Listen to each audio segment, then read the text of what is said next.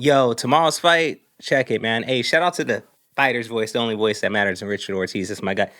The main event tonight, David Morrell, David Benavidez. Morrell, 11-0, but a hell of an amateur background. Benavidez, 29-0. Let me tell you, man, I got some keys to victories, and I got some things I got to think about that I'm thinking about that are going to be effective in this fight. It's going to make a difference. Benavidez and his combos, that's pretty much going to be the issue that Morrell has to deal with. A lot of that's going to come in the center of the ring, comes off the ropes, but I'll get back to that off the ropes. And it comes if he puts any pressure on you and he puts you in a corner, he's going to take care of you. That's what it is. Now, one of the things I did say when I said about off the ropes is Benavidez needs to stay off the ropes in this fight. Morrell has some fucking pop, straight power. And when I see this dude get people in a corner or against the ropes, he unloads on their ass. And he has not just sneaky power, he has power and shit you hear through the fucking screen. I don't care if the commutators are all talking at the same time. You can hear that dude's punches, and that's some real shit.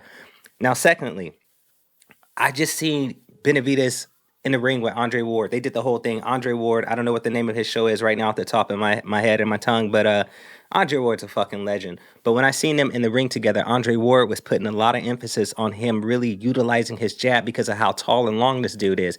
And we do see that, but he does pot shot shit. Because David Benavidez, we're watching Michael Myers. We're watching Jason. Like they said, the fucking monster. He is El Monstro. That's just what he is.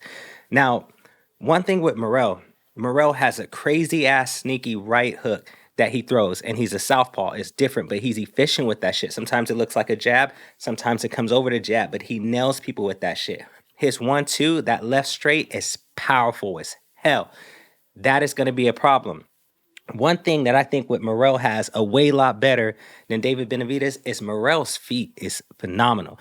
This dude has some great angles, and he changes levels very well. Like his up and down movement and his left to right, that's going to be the key. Because if Benavidez is coming straight on for him, he needs to angle out, he needs to change levels, and he needs to fuck with his tempo. The thing with Benavidez is once he figures you out, and once he feels your power and he's not afraid of you, he will walk your ass down and beat your ass. And we've heard everything he said in these press conferences.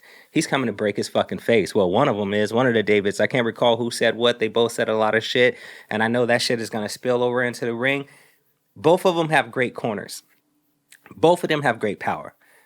Both of them have a will that's out of this fucking world because most people in the game right now, especially in boxing, they don't take fights like this.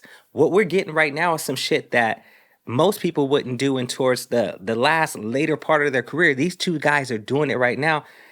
And Morrell, hella credit for this shit. This ain't no fucking bitch move right here. This is for real. You fighting somebody that even Canelo didn't even want to touch when he was a mandatory. So I'm looking for this, but I got to keep it real.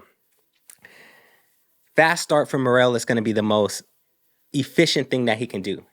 Later in the rounds, David Benavidez does some shit to people. I don't know what it is, but later in the rounds, he finds a way to start fucking people up, and it's just an accumulative of damage.